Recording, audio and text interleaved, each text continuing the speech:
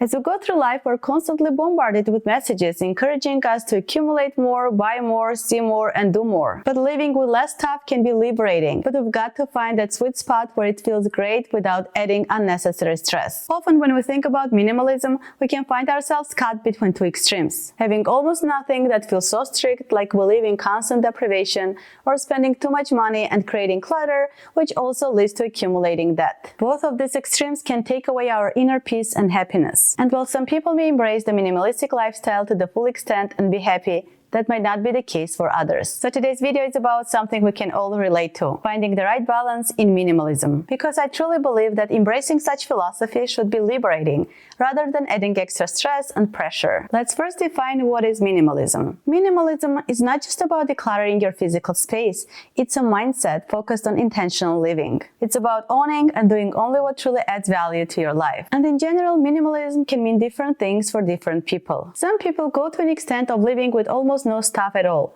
while others become minimalistic in certain aspects of life. To me, the idea of minimalism is simplifying life, removing clutter so you can relax in your space and breathe easily. There is also the financial value, when you get the chance to invest the money saved from unnecessary purchases for future financial freedom. So you might decide to be minimalistic in certain areas while still let yourself to spend on things that make you happy. For example, I can't call myself fully a minimalist, as I'm not a minimalist in everything. For example, I've always been obsessed with shoes, and I own tons of pairs.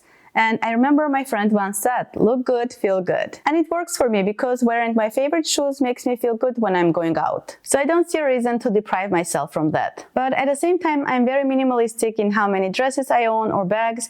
I usually have only one tote, one crossbody, and one backpack. And I'm also minimalistic in home decor and other household stuff. My kitchen is also super minimalistic. And although I enjoy cooking and baking, I keep it very simple and keep only the stuff that I actually use. So you won't find different sets of plates, utensils, mugs in my kitchen or other items.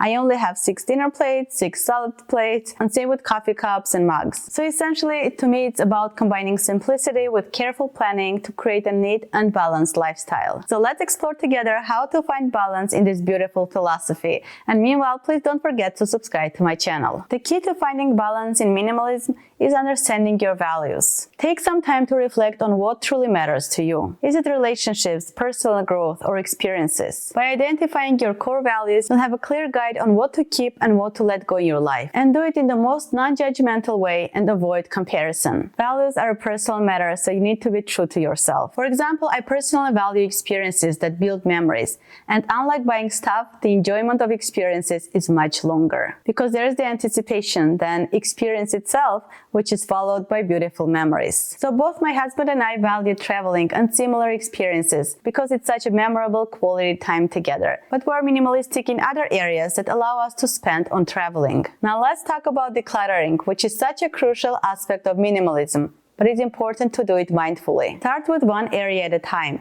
Maybe your wardrobe, kitchen, or workspace. You can ask yourself, does this item bring me joy or serve a practical purpose? If not, consider letting it go. When you get a well-organized space with only items that you actually need versus things that you think you might need in the future, but that almost never happens, is so relaxing and liberating. It's a gradual process, so take it step by step. Another important thing that we need to understand about minimalism is that it extends beyond physical possessions to our digital lives. So evaluate your online presence, your apps and social media. Unsubscribe from unnecessary newsletters, delete the apps you no longer use, organize your digital files, and consider a social media detox. I think something we don't realize is that we consume a huge amount of useless information on social media. It's really important to pause and assess how much information we consume and take measures to protect our mental health. Lately, my husband and I adopted a rule. When we're on vacation, we fully unplug.